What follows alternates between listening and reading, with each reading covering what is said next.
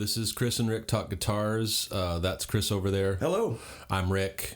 Today we want to talk about Japanese guitars. Yes. It's kind of near and dear to our hearts. And Chris, why don't you kind of start the ball rolling? Because I know this is kind of your baby, and I kind of want to hear your take on our jumping off point for this topic. Oh, yes. As you said, near and dear to my heart, Japanese guitars. I love... First of all, it's a really huge topic, and there's no way we're going to be able to touch on everything. And there's a lot of like misconceptions and a lot of, hearsay and controversy, if you will. And it's just a really fascinating topic to me. Even though you'd think maybe I have 40 Japanese guitars, but I don't. I have one, but I've constantly I'm way into the history of Japanese electric guitars primarily. Yeah. They do really cool acoustics, but I think we're going to focus more on the electrics. Okay, cool. But there's so much in there. I don't know if we'll be able to do it all in one episode, and if not, we'll just make it a multi-part episode. I like that. But, Japanese guitars. Given Rick and my age, coming up as a guitar player, we were at the perfect point to hit Japanese. That's kind of like what I refer to as the golden era. Yeah. From like the late 70s through the mid 80s is when they really hit their stride, and they were making some fantastic instruments. Yep. I know that when I started looking around in guitar stores for guitars, there were a lot of the earlier Japanese guitars which weren't so good, and they kind of had kind of have a stigma back then too about they're just cheap crap. They're not anywhere near American, the quality of American guitars. But that was already changing when I even picked up my first guitar. It was that they were already starting to come into their own. Oh yeah, so, totally. Yeah, and the history of that, if we talk about, let's just talk about electric guitars in Japan. There was one key moment where Japan started like copying American guitars. And you could trace it to there was a NAMM show, I think it would have been in like 68. Uh-huh. It was when Gibson unveiled, they first started doing their reissues of the Black Beauty, and then was it the Deluxe, the gold top that they reissued like in 68? Yeah.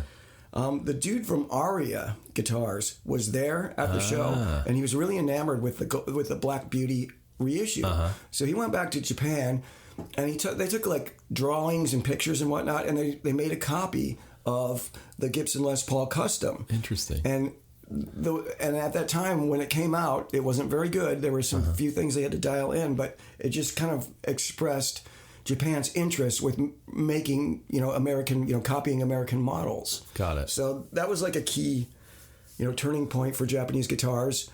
And one thing, to sidestep a little bit, one thing that I think is so cool about Japanese guitars is, as a collector, there's so many different ways to collect Japanese guitars. There's people out there that really like the early, like cheesy, garagey, like, original designs, like, Teisco and Kent right. and whatever. And they'll collect those. They'll focus on those. I'm going to collect these. And there's millions of really cool ones out there. A lifetime supply of, if you want to collect those. And then there's the people who like to collect, historically accurate reproductions or copies. Right. And there's plenty of those out there. And then there's people who just want to get a really good guitar for, inexpensively. And now in, 2019, you can get a really good vintage guitar at a really good price that's really well made. Yeah. And I kind of fit into all of those. I appreciate them all. So me too. There's no shortage of like, nerding out, collecting, and, learning about this stuff. Because one thing, I'd like to point out too is we could talk about this subject and hit on a few points, and we might be, some of this might be inaccurate or whatever. Oh, yeah. You're talking about, time has passed, and we're taking from different sources. So, there's no way to tell how accurate it is, but there's a few Japanese guitar truths that you can focus on, and the one about Aria and the Les Paul reissue, I believe, is a factoid. Cool. Yeah, and like you're saying, I mean, disclaimer, it's like, we're not authorities on this, and we will get some stuff wrong. But Chris pointed something out that's really cool, is he and I came of age when the Japanese market was really taking off as cool alternatives for young people starting out on the guitar to get decent guitars. That were copies of the ones we eventually wanted to get at lower prices. And, we've talked about that before. We've touched on it, but I'm one of those guys. I went and bought a cheap copy of a Les Paul Black Beauty because I couldn't afford, a real Les Paul, and it played well. It was a bolt-on neck, so it wasn't one of the really good ones, but Right. but it was good enough to get me going and get me started and really whet my appetite for what I really wanted, which was a Gibson Les Paul. Right.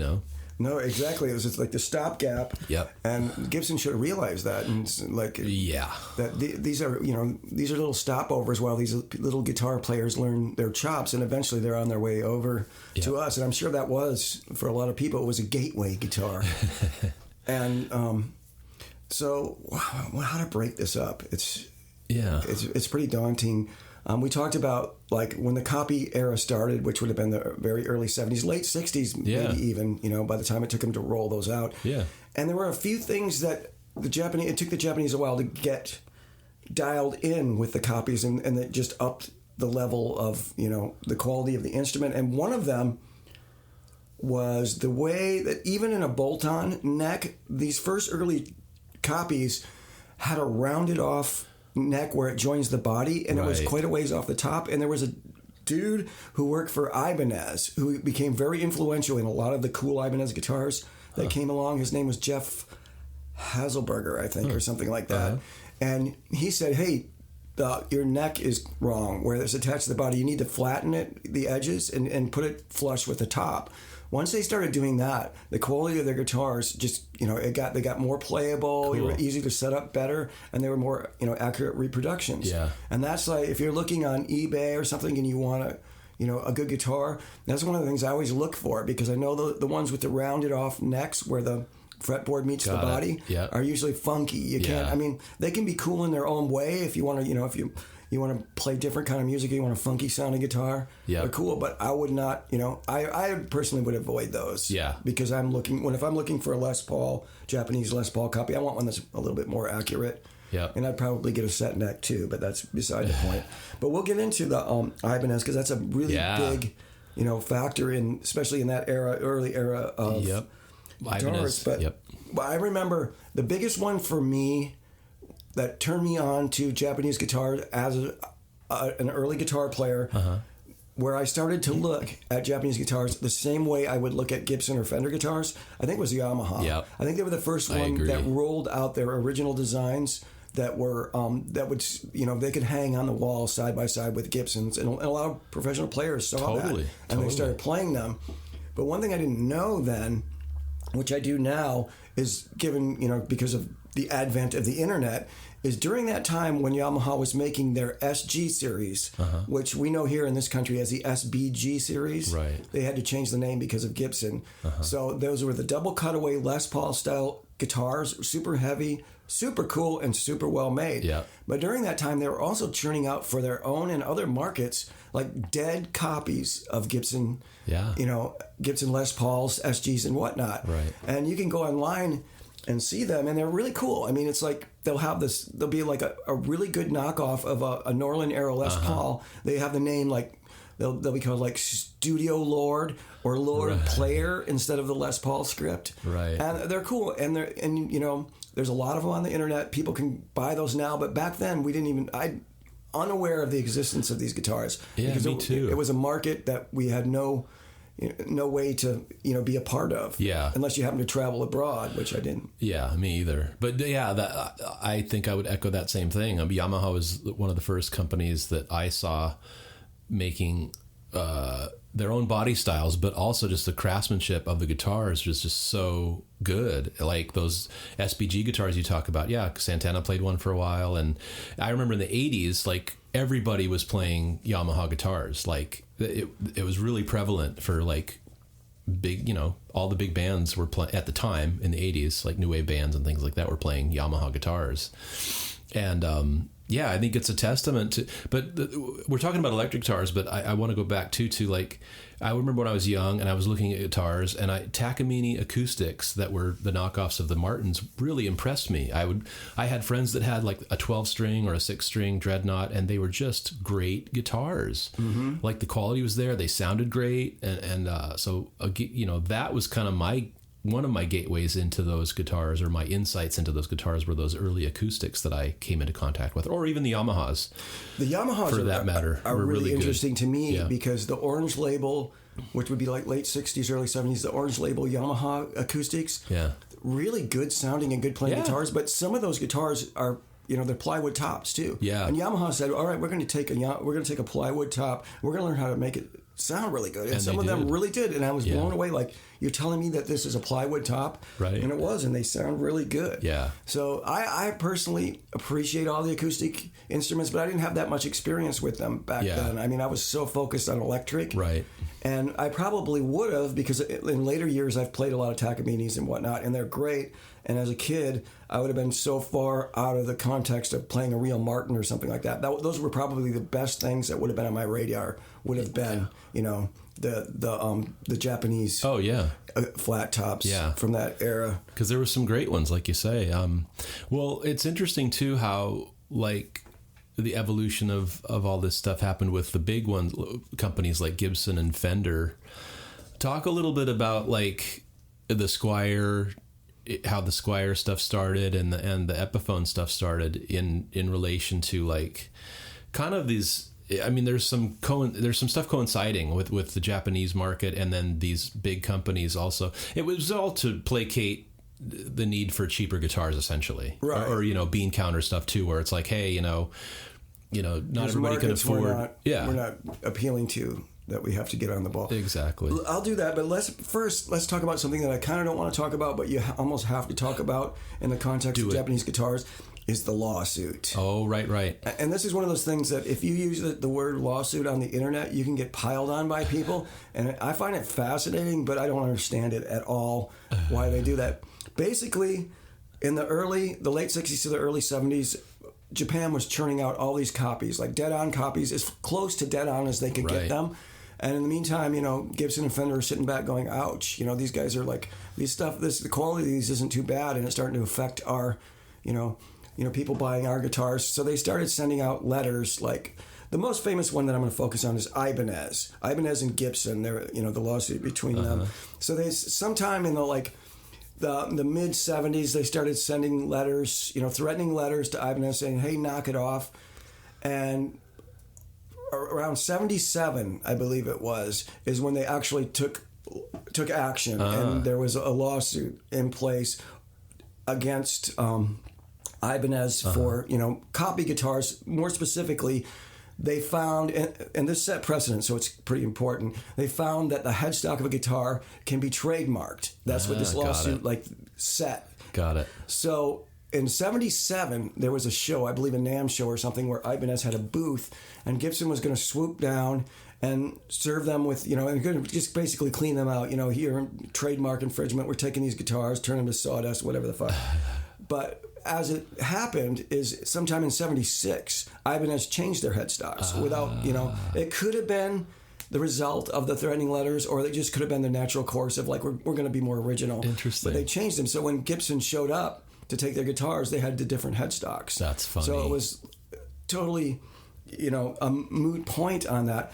And I get this information there's a really great book by Michael Wright called Guitar Stories Volume 1. Oh, cool. And he actually talks to Gibson and to Jeff Haselberger from Ibanez, and he gets both sides of the story, but neither of them can remember 100% correctly. So it's just kind of like, whatever. Yeah. But the takeaway from this is nowadays people get really offended if you use the word lawsuit in to reference a guitar, and it doesn't fit their definition of lawsuit. Right. And my point being is, I don't remember there ever being some sort of convention where people showed up You didn't get the in memo? Geneva and said, this is what lawsuit will mean. I mean, the lawsuit involved Ibanez and Gibson. Right. But the key takeaway from the lawsuit was that headstocks are trademarkable now.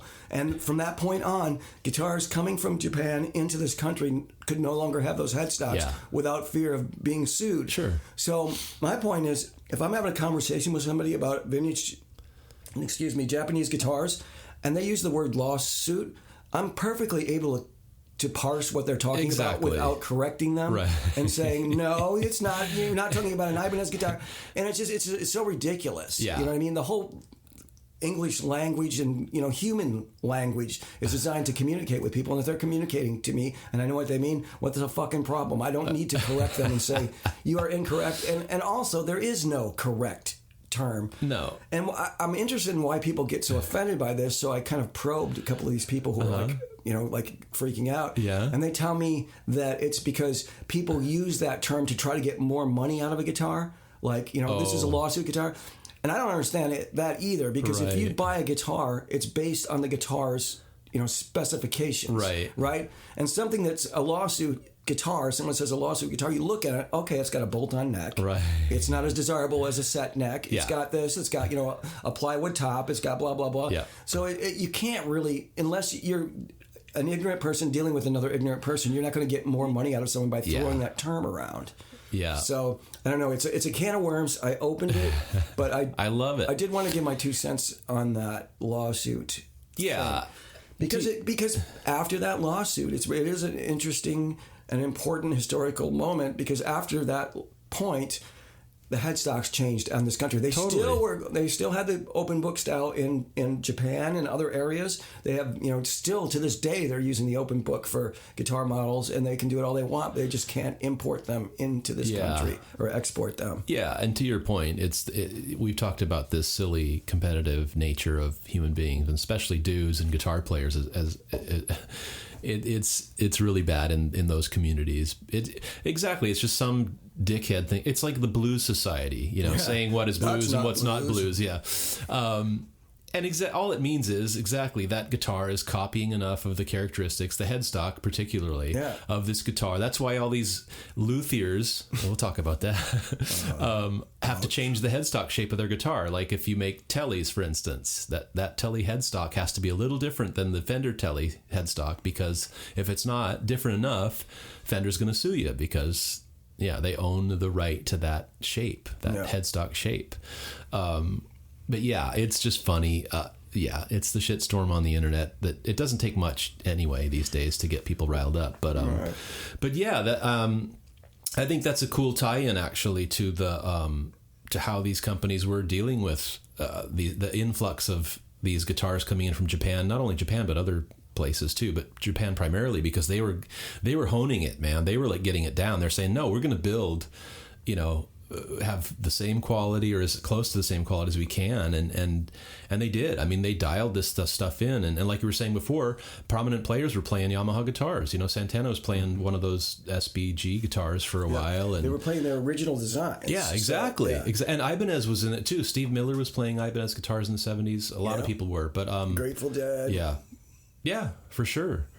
So, you know, Gibson and Fender were, you know, rightfully getting, you know, prodded to like up their game, and instead, like, you know, I mean, I guess you got to protect your brand, obviously, with litigation, but you know, the thought should have been, hey, let's really focus on our own shit. And they did in a way. And what I think is really kind of funny is like how they dealt with that, like going after that end of the market is, you know, Gibson in the 70s, they're like, all right, we've created the Marauder, a bolt neck guitar, and we can manufacture this price point, and they put it out there.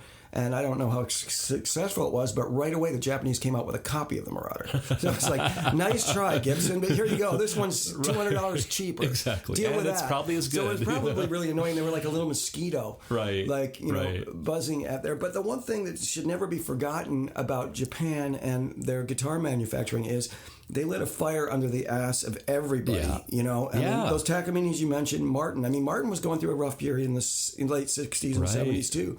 So suddenly it was not okay to rest on your laurels. Yeah. So if you really wanted to be like, we are the thing that they're copying, you want us, it better be a lot better. Exactly. You know, and if you want to go after the market they did, you have to make something as cool. Yeah. And I think they did, and I don't think it worked as well as it should have, but I was really a fan of how Fender and Gibson dealt with that in models like the Fender Lead series, the Fender Bullet series, which actually was eventually made in Japan. Yeah. But I'm a fan of those models. I thought that should have worked, but I guess the market's response to that was, no, we want something that looks like a Les Paul or that looks like a Stratocaster. We don't want an American-made, something that's just like not a full Stratocaster, you know, left some things off. I was exactly the other way.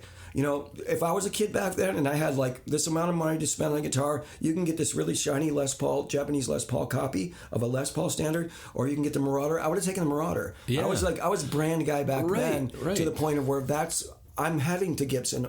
Everything I do from here on out is my road to Gibson or Fender. So anything else. Yeah. And I did appreciate the quality of the Japanese guitars then too, but the copies were more like, it would have been a different story, like talking about a Yamaha SBG guitar. Totally. Because that's its own thing. It's like, Totally. I'll go for that over a Les Paul if it speaks to me enough. But the copies, I would rather have the Gibson's attempt to satisfy my beginner dollar. Exactly, because that's the brand that we grew up watching our heroes play, or Fender and Gibson. Like, I remember distinctly seeing like Hendrix playing a Strat and like the Thin Lizzy dudes playing Les Pauls, and like, I want that guitar. And exactly, Gibson built a brand that was known for quality, known as an industry leader in guitars or just musical instrument manufacturing overall. Same with Fender. And so they were the storied brands when you and I were coming up. And exactly, these other knockoffs were essentially gateways to that eventual destination, Right.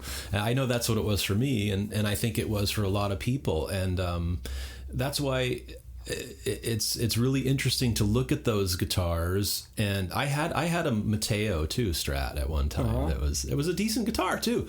But again, it was like, that's the cool thing about those guitars too, is they're just in their own right. Certain models are super cool, like the Yamaha guitars we talked about, but a lot of the other ones are just a gateway to like, okay, this is what I can afford now, and eventually I'm going to be able to get to that Strat or whatever that Fender. Right. But I was the same way. I was brand conscious, and to be fair, some of it is kind of romance and stuff like that, but I really believe that a lot of it is justified, because like I said before, these companies go through ups and downs, but these particular companies, Gibson and Fender, they've earned their place in the marketplace as being, the go-to companies to buy this gear, Right, and you expect that quality, and that's when, when quality control issues do come up, you have to point to things and say, like, you have the history, you have the tooling, you've made all these things. Why does this look like this? Yeah. And that's completely legitimate. Yeah. So I think, there was a lot of, even how much I love Japanese electric guitars, there's a lot of like people making claims that, are just kind of, I don't buy. Like, this Japanese Les Paul copy is the Les Paul Slayer. It slays it on every conceivable level. Well, maybe, but let's look at it. Does it really? Yeah. Because some will and some won't. I mean, and that's another fascinating thing about Japanese guitar manufacturing, is the way they have a tiered model system within each company.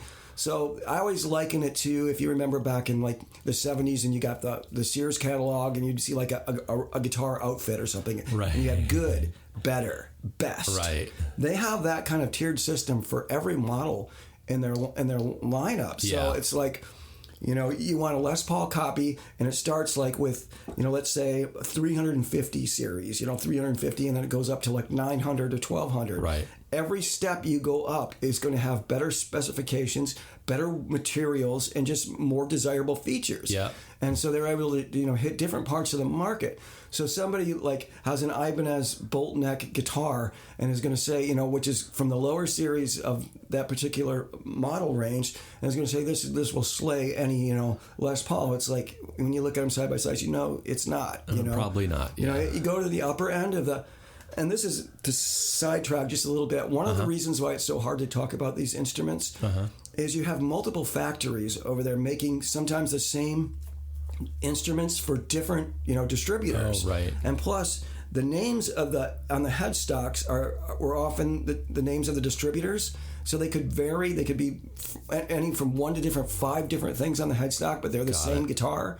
So following that stuff gets really confused. Ibanez is a Greco, is, something else. Astoria is a blah, blah, blah.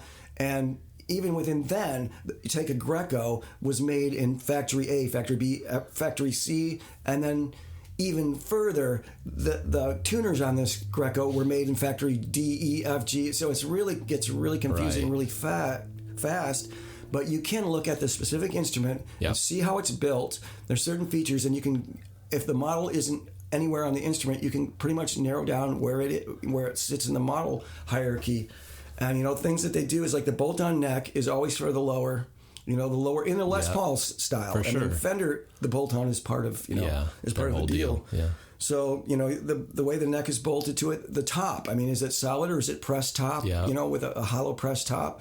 And as you go up, the specs get higher and higher. And during that time, the 80s, late 70s, and early 80s, they were more historically correct than the Gibson's standards of that. That was before Yeah. Gibson's reissue program. So some of the higher level ones had a long neck tenon. They had lacquer, which to me is a very important part of like A being a guitar. Right. And they were just way more historically correct. So when you get to those, you can start saying, yeah, well, this slays this Gibson standard, and you might be right. Yeah. But to just say, I mean, I always find it really amusing. You can go on eBay right now and do a search for vintage Ibanez Les Paul, and you'll see a $900 bolt-on neck Ibanez Les Paul listed for sale Right. up there, and some of them may have been sold for that. And if you keep looking, look for Greco. You'll see a Greco guitar with a set neck, lacquer finish, fret edge binding, all the deluxe features of like a historically correct instrument for the same amount of money. That's funny. And Yeah. the only thing you can attribute that to is just not people just not knowing Right. that how the Japanese instruments market worked in the Yeah. manufacturing. So that's really fascinating for me. It's super turbo nerdy stuff. And as I said, you'd think like my love of Japanese instruments would mean I have a whole room for them. I don't. I have one guitar. Yeah. I have one Les Paul. It's an Aria Pro 2 Les Paul copy from 1980, and it's a great probably guitar. upper mid-range level. It has it's not lacquer, but it does have fret edge binding. It's got the long neck tenon, and it's very much like a Norland era Les Paul, Yeah. except for it's got a longer neck tenon. But it's a 2-piece maple neck. It's a great They've guitar. manufactured so many different things. Weird models that you wouldn't even think. I mean, they made like probably like knockoffs of like lead series guitars, or Yeah. like the Gibson's undesirable, like the S1s and Marauders and things like that. They copied them. Yeah, but to your point, I think there's still just ignorance out there about this tiered system and about which guitar really is worth. You know what I mean? Exactly, like you just pointed out. It's like this Greco really. I mean, in terms of its appointments, that is closer to the Slayer than this. Ibanez that's got a bolt-on neck that is going for the same price. Right, and I'm not dissing. No, not at all. It's not a dissing of those guitars. It's just knowing that there are different tiers, and based on that, that's the true evaluation, like you're saying, because the tier correlates to the materials and the quality of that guitar. And so, and again, I just think it's awesome that a lot of this really just had to light a fire under these other big companies to say, well, shit, we got to get our shit together eventually, and I'm sure the immediate responses are like litigation and all this other bullshit rather than, we've seen this with Gibson, right? They've veered so far away from just, you want to dope slap the guy and say, look, just focus on the quality of your stuff, man. You've already got the brand established. Just focus on the quality of your stuff, Yeah. Well, if you think about it too, it's like probably both Gibson and Fender's reissue programs were probably a direct result of these, some of the higher end Japanese, historically correct models. They're like, shit, people want this stuff. Well, they even partnered with Japanese companies to make reissues, right? And that's another thing to talk about is that the Made in Japan, a lot of the Made in Japan reissues are sought after because they're so good, they're great, like the Strats and Tellys and all that stuff, yeah. Yeah, and that was really smart of Fender in that case to bring in Japanese. I mean, they shopped around, they found good Japanese company that was already making exactly. Great things. You're already doing this. You might as well make our guitar. We'll give you some sandpaper and a couple more tools that you don't have, and you can make these for us. Yeah. And we're going to run out of time here very shortly, so we're going to have to make this a multi-part series. Yeah, for sure, man. A multi-part series, but definitely there's a lot to talk about here. Speaking about the Japanese reissue program, and something that happened to me that was really kind of eye-opening, even though I'd always had a deep love for the Japanese reissued, Fender instruments, is I was working in a guitar shop that got a genuine early 60s Fender Esquire Custom, beautiful red, from the early 60s, Esquire, one pickup, and it had, the double bound body, killer neck. The thing was just beautiful. I fell in love with that guitar, and at the same time, they had a reissue 60s, I forget which model it is, but it's the Japanese reissue of the Telecaster Custom, which is the double bound red. So they were kind of the same thing, except for the Esquire had one pickup. That thing was so close to the essence of this super cool guitar. Cool. It was like, hats off to for them for paying that much attention to detail. And that was the thing when they first started doing the reissue program in Japan. The American, manufacturers here, the people who were making the guitars for Fender, were kind of blown away. They did things right that Fender didn't do in the USA reissues. For example, at the 12th fret, there's two dots on the fretboard. The distance on the USA ones is off compared to the originals, and the Japanese got it right. Dang. So they were like sticklers for like little details like that. So in some ways, I mean, they helped with that. I don't know if we finally adjusted on our end to get them right.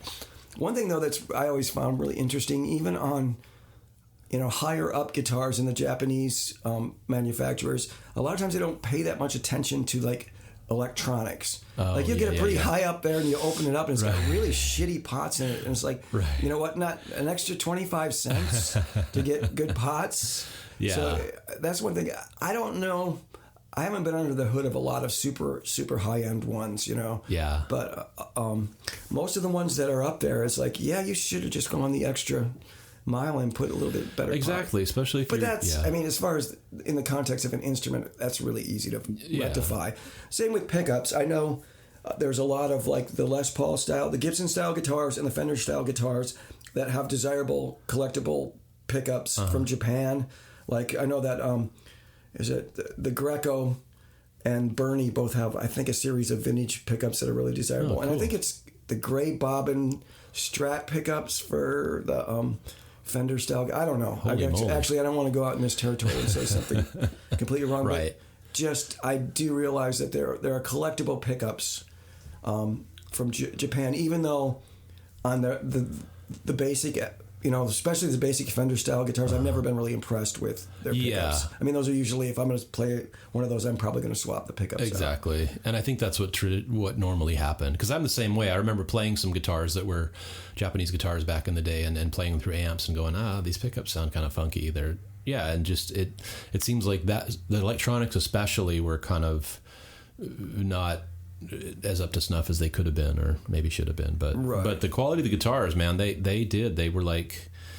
were getting it right, man, and again, it was such a cool thing for people coming up in our era to have the availability of those guitars, so that we could get something that was affordable, that was made with some level of quality, and ironically now there's a market. Well, seemingly there's a market for everything now, right? Yeah, I mean, before it was like, now 70s guitars in general are like, classic, they're and some of them it's warranted. Totally. And that's the thing that's cool about Japanese vintage instruments, quotation mark around the vintage, but I guess they are vintage now, is, right now we're pretty spoiled as guitar players. I mean, people rave about, and I've played a few, and I can definitely see that, they're worth raving about, is that, what is it, the Squier Classic Vibe? Oh, yeah. Those are really cool instruments, especially for the money, but now you have a choice. You could get like a classic Vibe if you want the classic thing, or you could get like something from like the late 70s or early 80s. You could get like an Ibanez Roadstar, or maybe a Blazer, which is a Fender style guitar made in a really good factory with really good parts, and it's vintage. Yeah. So you have choices, like I'm trying to think of a few of my other kind of off the radar brands that I think are really good deals. There is a company that one of the factories that made a lot of the guitars was the Matsumoku. I think that's how you say it. They made tons of brands. Like they did the Gibson Epiphone Japanese line. They did like some Washburn stuff. A million different ones. The Aria Pro was them. But they also made a brand called Westbury. And I remember that being in a guitar store in the 70s and looking at one of the instruments which looked really cool, and a salesperson come over and goes, "That's a really great guitar. We just got that in there." And he was telling me that this is going to be the next Gibson, like this guitar. And he seemed like he was either bullshitting trying to get me to buy that, or it seemed like he believed it. Yeah. And I'm like, yeah, that didn't really happen. But, you know, maybe being the next Aria Pro or something. I mean, for sure. And those guitars are really cool. I mean, I was just looking at some the other day. If you look up Westbury, it's a really cool kind of Les Paul Jr.-esque, no frills guitar. Cool. There's a million of them like that. I mean, you can get it for $250 if you're patient. Yeah. Maybe, you know, maybe $300-400. Worth every penny. Cool. I mean, it's vintage, you know, and it's cool. It's got some history behind it. There's a lot of that shit out there. I mean, the vintage Fender reissue stuff is always going to be really pricey. Yeah. That stuff is super pricey. Yeah. But, you know, Fernandez, they make really good Fender style guitars. do. The same factory a lot of times. Yep. And you can get those for a lot more reasonably priced. And I know a guy that has a Tokai and a Fernandez Strat that he's had since the 80s or something, and they're great guitars. They're just really are. Yeah. Well, that's a great point. I mean, you know, there's a vintage market for that stuff too, where you can get stuff that's for relatively good prices. That's, you know, good stuff and vintage and all that. Yeah, that's kind of cool. Well, yeah, like Chris said, this is a big topic, and we'll probably touch on this a few more times and a few more episodes because it's so fun to talk about. But we, again, the takeaways for us are that a lot of these guitars are just really cool. They were doing it right. They were trying to make, you know, the quality was there. Everything was there, and you could get these guitars for, you know, a fraction of the price it would cost you for the real thing. So, yeah, they kind of upped the global guitar game and made everybody accountable for, you know, if you want to sell these instruments at this price point, you got to beat this quality or beat this quality, which was a really good thing for guitar players everywhere. Totally. Cool. So we're going to sign off, but go to chrisandricktalkguitars.com. Check us out on iTunes, Spotify, Stitcher. Rate us, give us good reviews, and we'll talk to you next time. Goodbye.